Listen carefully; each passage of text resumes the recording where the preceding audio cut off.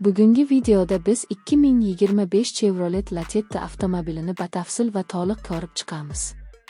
Ushbu model uzoq yillardan beri bozorda o'z o'rniga ega bo'lib kelmoqda va 2025 yilgi yangilangan talqini bilan yanada mukammal ko'rinishga ega bo'lgan. Chevrolet Lacetti ko'proq kundalik foydalanishga mo'ljallangan bo'lsa-da, u qulaylik, ishonchlilik va tejamkorlikni birlashtirgani bilan ajralib turadi. Bu avtomobil shahar ichida harakatlanish, ishga qatnash, oila bilan safarga chiqish va uzoq masofalarga yurish uchun juda mos keladi.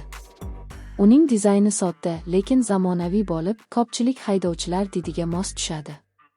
Tashqi ko'rinishidan boshlaydigan bo'lsak, 2025 Chevrolet Lacetti old qismi yangilangan radiator panjarasi bilan e'tiborni tortadi. Old faralar LED texnologiyasi asosida ishlab chiqilgan bo'lib, kechasi yaxshi yoritish imkonini beradi. Kuzov chiziqlari silliq va aerodinamik bo'lib, bu nafaqat tashqi ko'rinishni chiroyli qiladi, balki yoqilg'i sarfiga ham ijobiy ta'sir ko'rsatadi. Yon tomondan qaralganda avtomobil ixcham, ammo barqaror ko'rinadi. Gildirak disklari dizayni avtomobilga biroz sportona ruh bag'ishlaydi. Orqa qismi esa sodda va amaliy bo'lib, kundalik foydalanishga mos tarzda yaratilgan. Salon ichki qismi qulaylik va funksionallikka katta e'tibor qaratilgan holda ishlab chiqilgan.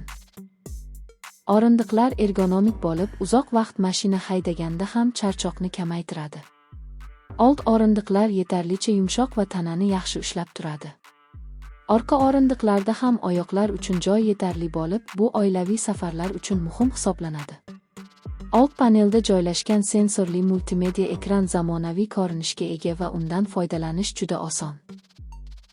Ushbu tizim Apple CarPlay va Android Auto funksiyalarini qo'llab-quvvatlaydi. Bu esa smartfon bilan tez va qulay ulanish imkonini beradi. Rul boshqaruvida multimedia, ovoz balandligi va qo'ng'iroqlarni boshqarish tugmalari mavjud.